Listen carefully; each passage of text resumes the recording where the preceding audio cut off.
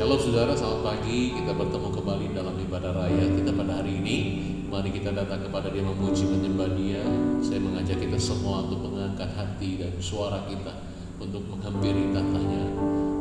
Dia Allah yang luar biasa bagi kita, Dia Allah yang sangat-sangat baik.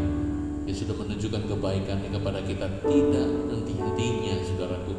Jika saudara mengingat segala kebaikannya, saudara tidak akan menemukan seberapa banyak betapa Tuhan itu baik buat kita semuanya.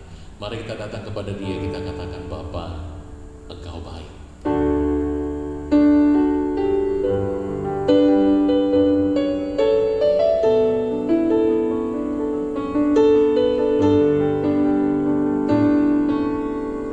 Katakan, Bapa, Engkau baik. Bapa, Engkau baik. Bapa, Engkau baik.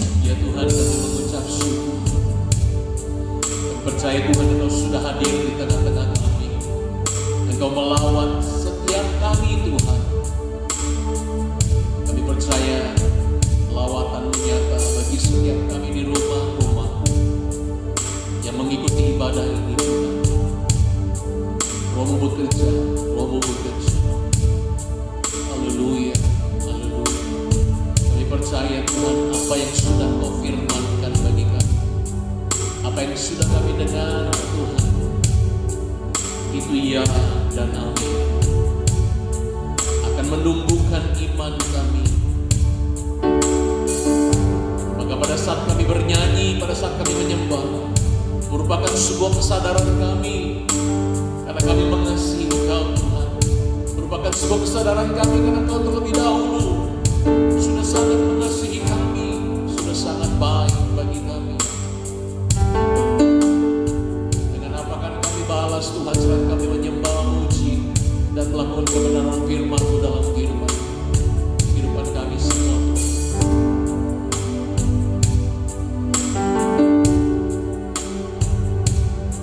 Kami sebagai orang-orang percaya, kami tahu Tuhan, firman adalah kekuatan kehidupan kami. Firman adalah terang bagi kehidupan kami. Kami percaya itu jadi dan nyata Tuhan. Ya Tuhan, ku percaya, aku percaya,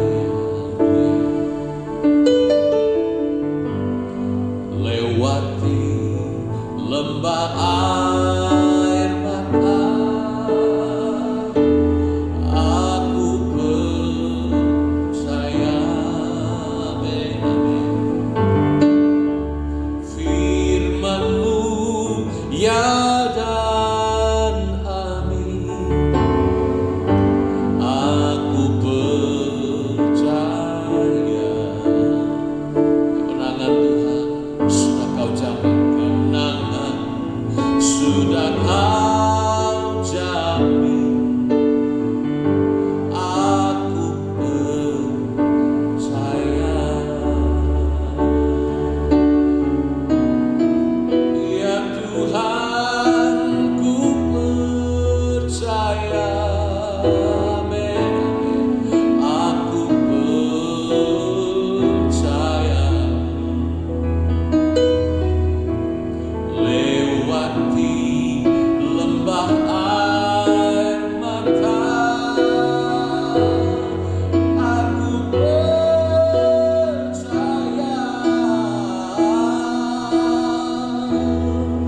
Firman-Mu ya dan amin,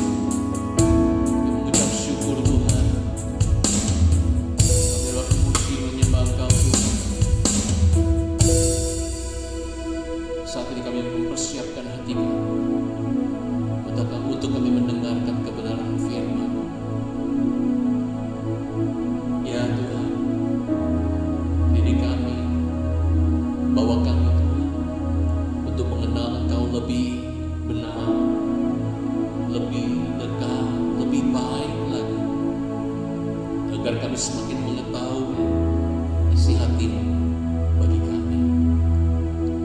Berbicaralah Tuhan melalui hamba-Mu, urapi bibir hamba-Mu, biar Engkau yang berkata-kata Tuhan. Engkau menyerahkan pemberitaan firman dari awal hingga akhirnya ke dalam tangan-Mu, hanya di dalam nama Tuhan Yesus kami siap mendengar firman Tuhan. Haleluya, amin, amin. Shalom, selamat pagi semua jemaat terkasih. Kita akan mendengarkan firman Tuhan. Kita mau langsung membuka di dalam Mazmur pasal 3 ayat 1. Kita akan membaca di dalam Mazmur pasal 3 ayat 1 sampai 9. Kita akan membacanya bersama-sama. Mazmur 3 ayat 1 sampai 9. Mazmur Daud ketika ia lari dari Absalom anaknya. Ya Tuhan, betapa banyaknya lawanku, banyak orang yang bangkit menyerang aku. Banyak orang yang berkata tentang aku, baginya tidak ada pertolongan daripada Allah. Tetapi Engkau Tuhan adalah perisai yang melindungi aku. Engkaulah kemuliaanku dan yang mengangkat kepalaku. Dengan nyaring aku berseru kepada Tuhan, dan Ia menjawab aku dari gunungnya yang kudus. Aku membaringkan diri lalu tidur. Aku bangun sebab Tuhan menopang aku. Aku tidak takut kepada puluhan ribu orang yang siap mengepung aku. Bangkitlah Tuhan, tolonglah aku, ya Allahku. Ya, Engkau telah memukul rahang semua musuhku dan mematahkan gigi orang-orang fasik. Dari Tuhan datang pertolongan, berkat-Mu atas umat-Mu. Haleluya. Saudara yang terkasih, ungkapan hati Daud yang tertulis dalam Mazmur ini terjadi saat Daud ketika dia mengalami sebuah apa yang dinamakan pengkhianatan. Ia ditinggalkan oleh orang-orang yang selama ini mendukungnya. Absalom, anaknya sendiri, mengkudeta dia. Anaknya bersekongkol untuk merebut kekuasaannya. Daud adalah ayah dari Absalom, tetapi Absalom bersekongkol dengan para rakyatnya untuk merebut kekuasaan dari ayahnya. Dalam pelariannya, dia mencari Tuhan. Dalam pelarian Daud, karena orang banyak yang telah memusuhinya, Daud hanya berharap kepada Tuhan. Orang-orang yang tadinya ia harapkan untuk menolong dan mendukungnya malah berbalik menyerang dia. Karena itu ia selalu berharap hanya kepada Tuhan. Ia selalu datang kepada Tuhan untuk menolongnya. Ia berkata di hadapan Tuhan, Tuhan, banyak orang yang bangkit menyerang aku. Daud berkata di hadapan Tuhan. Daud dimusuhi oleh orang-orang yang selama ini mendukungnya secara penuh, saudara. Daud dimusuhi oleh orang-orang yang selama ini mengeluh-elukannya. Karena itu saudara, sebagai orang-orang yang memiliki hikmat yang daripada Tuhan, ketika ada orang-orang yang memberikan banyak pujian atau begitu memberikan elu-elu yang sangat banyak, jangan kita merasa sombong, jangan kita merasa bangga karena kita dielu-elukan oleh banyak orang.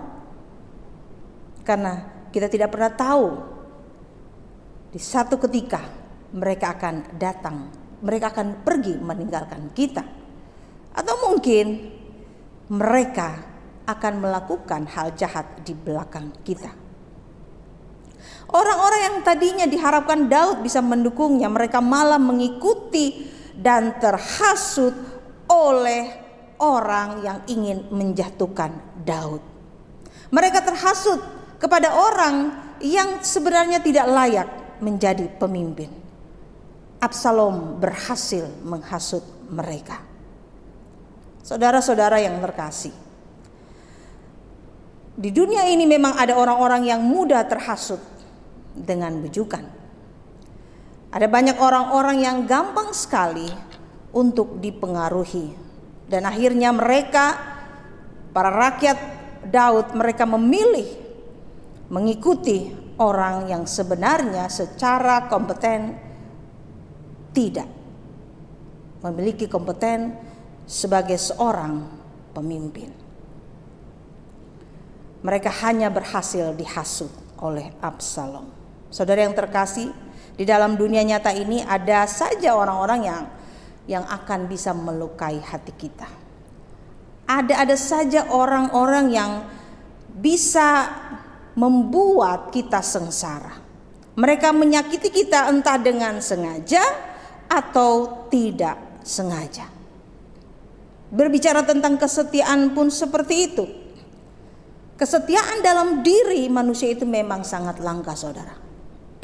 Kesetiaan dalam diri manusia itu langka.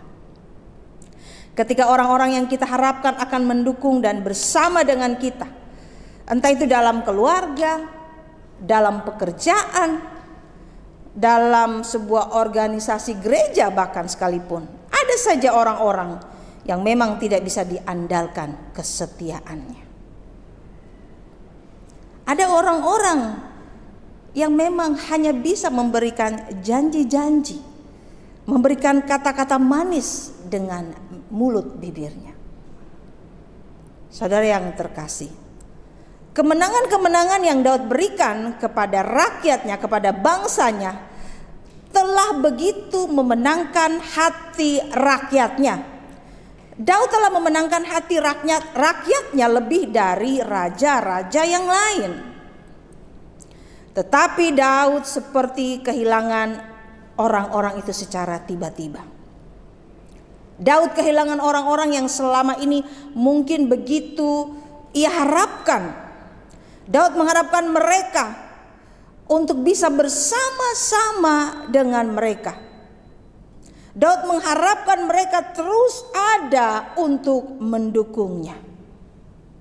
Saudara yang terkasih, mungkin dalam kehidupan kita pribadi, kita begitu memiliki harapan-harapan yang besar, baik itu terhadap keluarga, saudara, sahabat, rekan-rekan di kantor, mungkin terhadap pimpinan, terhadap bos kita, atau siapapun orang yang menjadi andalan kita.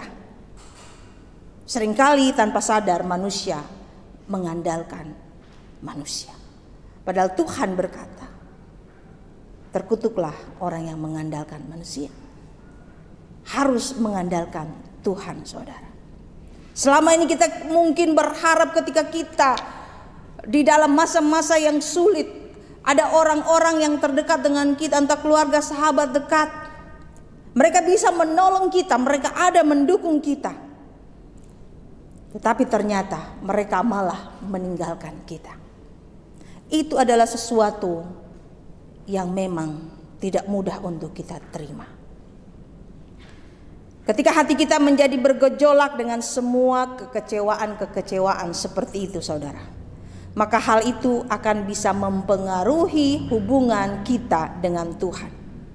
Tetapi jangan pernah biarkan kekecewaan-kekecewaan itu, jangan biarkan ketidaksetiaan dan ketidakbaikan yang diberikan orang-orang, yang orang-orang perlakukan kepada kita, merampas ketenangan dan kedamaian kita, yang akhirnya membuat kita terganggu, bahkan membuat kita menjauh dari Tuhan, membuat kita menjauh dari persekutuan yang erat dengan Tuhan.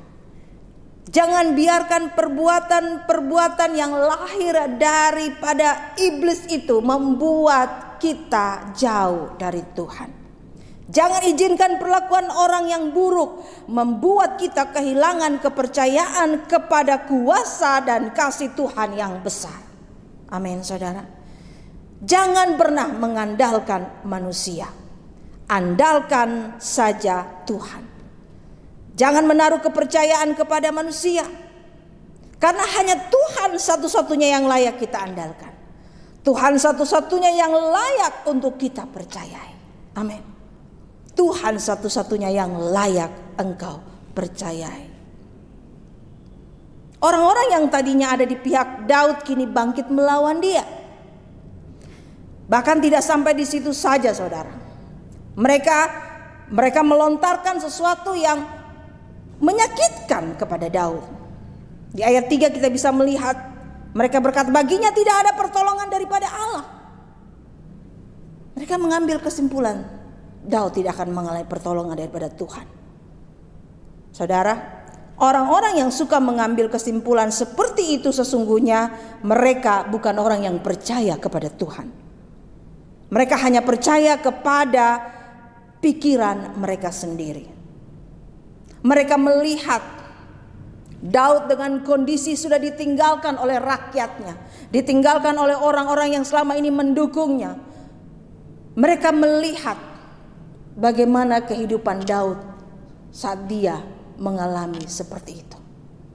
Mereka mengira Tuhan tidak dapat menolong dia. Mereka percaya dengan pemikiran mereka sendiri. Mereka menduga-duga bahwa hidup Daud akan hancur. Orang-orang seperti itu, walaupun di dalam mulut mereka berkata-kata tentang Tuhan, tetapi sesungguhnya mereka tidak percaya kepada Tuhan. Saudara, ketika saya dengan Bapak Gembala memulai pengembalaan di tempat ini, kita memasuki sebuah ladang yang sepertinya tidak ada harapan. Sepertinya kami tidak dapat melakukan apa-apa. Sepertinya kami tidak ada harapan lagi. Secara manusia mungkin kami sepertinya tidak lagi bisa berjalan ke depan. Tetapi kita lihat bagaimana pertolongan Tuhan datang begitu cepat. Musuh iblis mungkin berpikir sebentar lagi dia akan hancur. Dia tidak akan mengalami pertolongan dari Tuhan. Mungkin orang-orang di luar sana berpikir Tuhan tidak dapat menolong. Tetapi kita lihat apa yang Tuhan kerjakan dengan gereja ini. Tuhan melakukan sesuatu yang tidak pernah kita pikirkan. Tuhan menolong dengan caranya yang ajaib. Jangan pernah menjadi orang-orang yang berpikir bahwa Tuhan, kuasa Tuhan tidak bisa bekerja di dalam setiap diri orang percaya. Tidak ada masalah yang lebih besar daripada kuasa Tuhan. Tidak ada keadaan yang begitu buruk yang bisa mengalahkan kuasa dan kasih Tuhan. Kita harus percaya kepada kuasa dan kasih Tuhan. Segala mara bahaya dan ketakutan seharusnya semakin dapat mendorong kita mendekat kepada Tuhan. Bukan berarti, saudara, bukan berarti kita harus menunggu dulu peristiwa-peristiwa yang tidak mengenakan terjadi di dalam kehidupan kita baru kita ingat Tuhan. Bukan berarti kita harus menunggu dahulu ada sesuatu yang membuat kita sedih atau berduka baru kita datang kepada Tuhan. Tidak. Dalam segala keadaan kita harus selalu mengandalkan Tuhan. Kita harus selalu dekat kepada Tuhan. Apa yang tadi kita sudah baca ketika Daud berkata, ya Tuhan, betapa banyaknya lawanku, banyak orang yang bangkit menyerang aku, banyak orang yang berkata tentang aku, baginya tidak ada pertolongan daripada Allah. Tetapi Engkau Tuhan adalah perisai yang melindungi aku, Engkaulah kemuliaanku dan yang mengangkat kepalaku. Kita lihat saudara, Daud ketika dalam pelariannya, Daud malah berlari kepada Tuhan. Bagaimana dengan kita, saudara? Kepada siapa tempat kita berlari ketika tampaknya semua sudah tidak ada harapan? Kepada siapa kita mengandalkan pertolongan kita ketika situasi keadaan kita, situasi dalam keluarga kita, situasi dalam pendidikan kita, situasi dalam pekerjaan kita, situasi dalam kesehatan kita sepertinya tidak ada harapan? Kepada siapa engkau berlari? Kepada manusiakah? Atau kepada Tuhan sang pemberi kehidupan itu. Sang pemberi segala yang terbaik. Minggu lalu kita sudah dengar firman yang disampaikan oleh Pak Yudi, bahwa Tuhan memberikan segala sesuatu yang baik kepada kita untuk membuat kita tetap berada di jalan-jalannya Tuhan, untuk membuat kita tetap kuat untuk berjalan sesuai jalan-jalan dan ketetapan Tuhan. Tuhan memberikan, mencukupkan segala sesuatu yang baik kepada kita. Ini tidak berbicara tentang segala sesuatu yang hanya bersifat materi saja, tetapi ini berbicara di dalam rohani kita, di dalam diri kita, kekuatan yang ada di dalam diri kita. Amin, saudara. Daud dalam pelariannya, dia mencari Tuhan. Dia berlari menjauh daripada Absalom dan semua rakyat yang telah memusuhinya. Bukan berarti Daud seorang pengecut, saudara. Kita tahu Daud seorang pemberani. Kita tahu bagaimana Daud menghadapi Goliat. Daud, ia tetap menanti Tuhan. Dia sedang menanti dan mencari ketenangan di dalam Tuhan yang ia percayai. Di dalam pelariannya dia menangis, dia bersedih, kemudian dia mencari Tuhan. Dia bisa menangis tapi dia kembali kepada Tuhan. Bukan berarti Daud tidak bisa menangis, bukan berarti Daud tidak bisa bersedih. Dia seorang pemberani, tapi bukan berarti dia tidak bisa bersedih, saudara. Tetapi dia tetap mengandalkan Tuhan. Kita lihat bagaimana Daud berkata, "Ya Tuhan, betapa banyaknya lawanku. Banyak orang yang berkata tentang aku, tetapi Engkau Tuhan satu-satunya adalah penolongku." Daud bukan seorang pemberani yang hanya mengandalkan pedang, saudara. Daud seorang pemberani yang mengandalkan badan besar, tidak. Kita tahu perbandingan tubuh Daud dengan Goliat. Dia tidak lebih besar dari tubuh Goliat, saudara, tetapi dia berani. Bukan karena ada pedang, bukan karena perlengkapan senjata di dalam tubuhnya, tetapi dia berani karena Tuhan menyertai dia. Dia berani karena dia tahu yang menyertai dia adalah Tuhan. Daud seorang pemberani karena ia terlatih bersama dengan Tuhan. Kita jangan menjadi seorang pemberani yang berbekal nekat saja. Jangan menjadi pemberani yang konyol, yang hanya bermodalkan hanya pedang. Atau karena mungkin kita memiliki ilmu bela diri yang tinggi, atau mungkin karena kita terlahir dari keluarga yang pemberani, atau karena kita berani karena kita memiliki suara yang besar, atau perawatan yang gagah, punya otot besar, banyak. Tidak, semua itu bisa terkalahkan oleh kuasa Tuhan. Belajar dari Daud. Dia tidak memiliki kekuatan apapun secara jasmani, secara fisik yang bisa diandalkan, yang bisa dibanggakan. Tetapi dia bisa menang melawan pahlawan atau jagoannya bangsa Filistin. Dia bisa menang karena Tuhan yang menyertai dia. Daud terlatih bersama dengan Tuhan.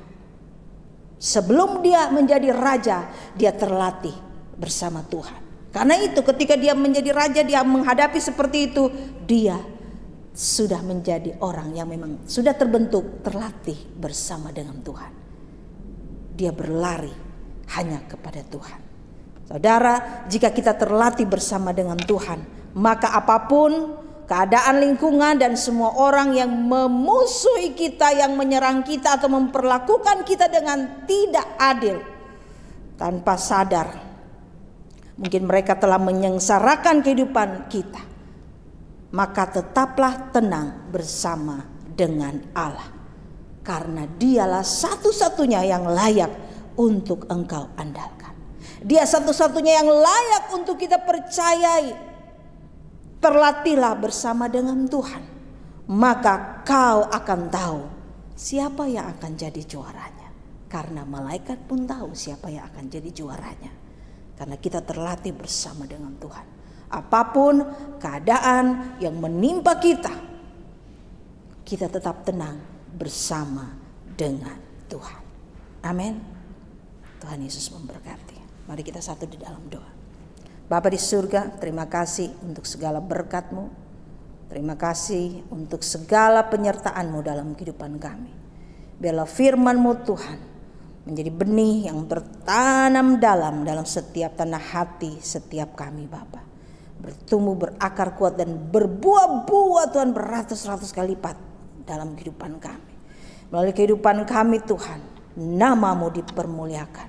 Buatlah kami terus menjadi kuat di dalam Engkau, terus menjadi tenang di dalam Engkau. Buat kami terus terlatih bersama dengan Engkau.